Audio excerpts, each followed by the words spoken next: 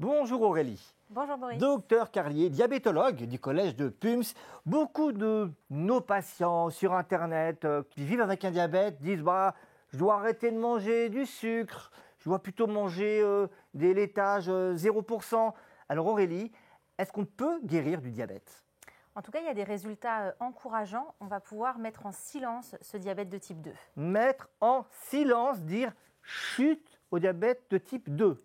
Tout à fait. Ce n'est pas exactement la même chose que guérir. On parle plutôt de rémission du diabète de type 2. Bon, on va comprendre cela ensemble. Bonjour et bienvenue dans PUMS. Alors, on va vraiment répondre à cette question, comment faire pour éteindre un diabète? Et les informations qu'on va vous donner sont fiables. C'est le but de PUMS, vous faire vivre mieux et plus longtemps en bonne santé avec des informations fiables et vous aider à démêler le vrai du faux. Si ce n'est pas encore fait, on vous encourage à vous abonner à la chaîne, abonner à PUMS, vous ne raterez rien.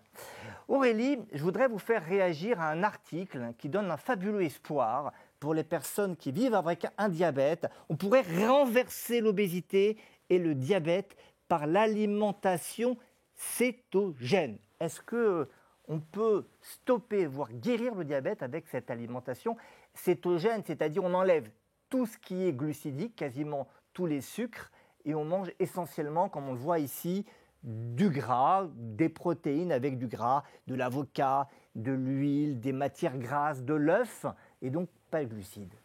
Alors effectivement, le régime cétogène, il permet une amélioration du diabète et on va parler, comme on le disait tout à l'heure, plutôt de rémission que de guérison du diabète. Après, il faut apporter la nuance de la difficulté éventuelle, ça dépend des personnes, à tenir ce régime-là sur le long terme. Vous parlez de rémission et pas de guérison. Je voudrais enfoncer le clou, vous montrer ce que disent certains médecins chercheurs, tout à fait sérieux, ici de l'université de Genève, Grégoire Laguerre, qui a même publié un livre, Guérir du diabète, et dit guérir du diabète de type 2, c'est possible. Et dans son livre, je ne suis pas en train de faire la promotion d'un livre, vous allez réagir, il nous donne pas mal de solutions. Alors, est-ce qu'on peut guérir ou est-ce qu'on ne peut qu'obtenir une rémission du diabète, c'est-à-dire le mettre sous silence pendant quelque temps? Alors, c'est sûr que c'est un espoir important pour les personnes qui vivent avec le diabète, de voir des articles comme celui-là. On peut plutôt le mettre en silence que le guérir vraiment. On pourrait comparer ça, ou plutôt opposer ça à une infection, une situation d'infection. Si j'ai une infection urinaire, on va me donner des antibiotiques et l'antibiotique va traiter mon infection. Quand j'arrête l'antibiotique, elle ne revient pas. Si j'ai un diabète de type 2, si je vis avec un diabète de type 2, et bien finalement, avec des mesures diététiques importantes, qui demandent un effort conséquent à la personne et d'activité physique, je vais mettre en pause ce diabète, je vais le mettre en rémission.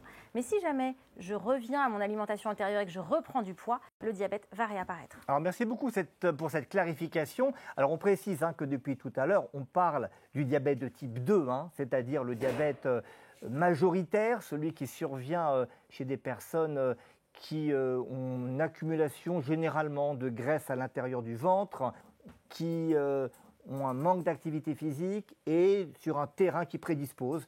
C'est souvent dans les familles qu'on a plus de risques de devenir diabétique. On ne parle pas du diabète auto-immun lié à des anticorps qui survient plus jeune et qui n'a finalement pas grand-chose à voir avec l'excès de poids.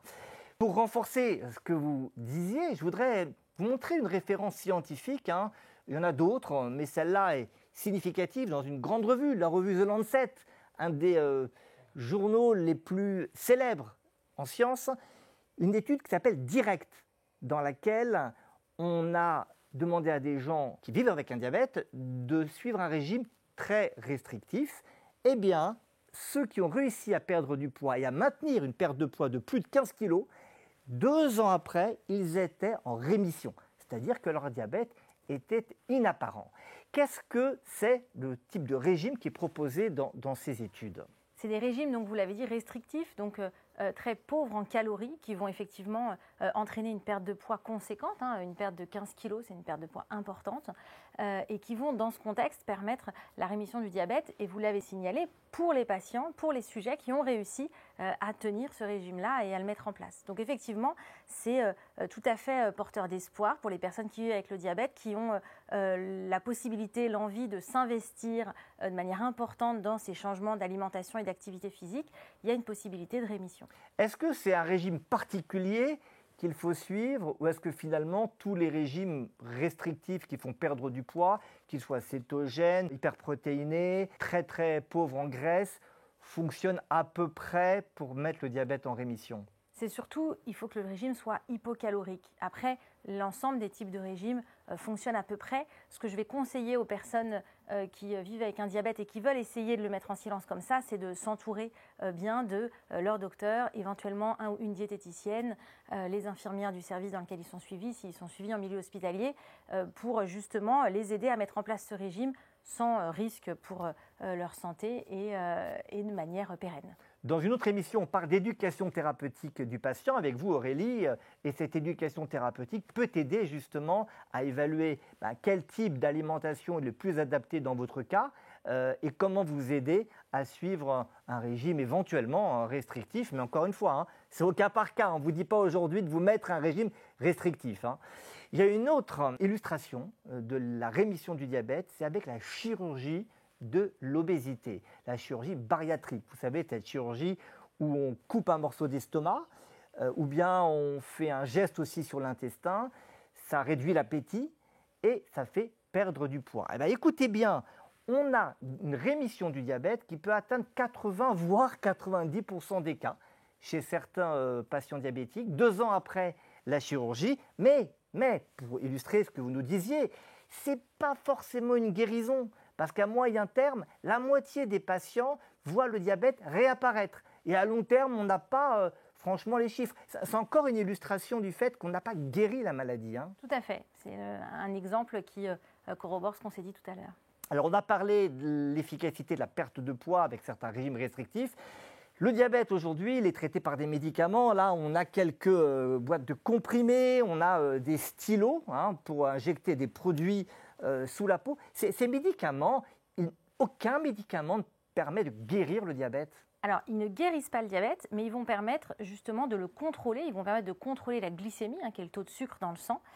Et puis, ils vont éventuellement, pour certains d'entre eux, qu'on peut voir ici, avoir d'autres effets bénéfiques sur le poids éventuellement, mais aussi sur le cœur, le rein en particulier. C'est important de rappeler que le diabète, le problème, c'est évidemment une accumulation de sucre dans le sang. Dans d'autres émissions, on vous explique comment ça se passe, quelles sont les causes, quels organes sont impliqués dans le diabète quand ces organes fonctionnent mal. Mais vous nous disiez, ça ne fait pas que baisser le sucre dans le sang, ça a des effets sur la santé beaucoup plus générales. Oui, tout à fait. Il y a vraiment des molécules qui sont très favorables, avec des effets bénéfiques cardiovasculaires ou rénaux, et avec des effets bénéfiques sur la perte de poids et le maintien d'une perte de poids. Donc aider les personnes qui vivent avec le diabète dans cette perte de poids. Le but, c'est non pas seulement d'avoir un bon sucre dans le sang, c'est aussi d'éviter de vous faire un problème cardiaque, d'aller en insuffisance rénale. Beaucoup de patients qui vivent avec un diabète ont peur d'arriver un jour à la dialyse.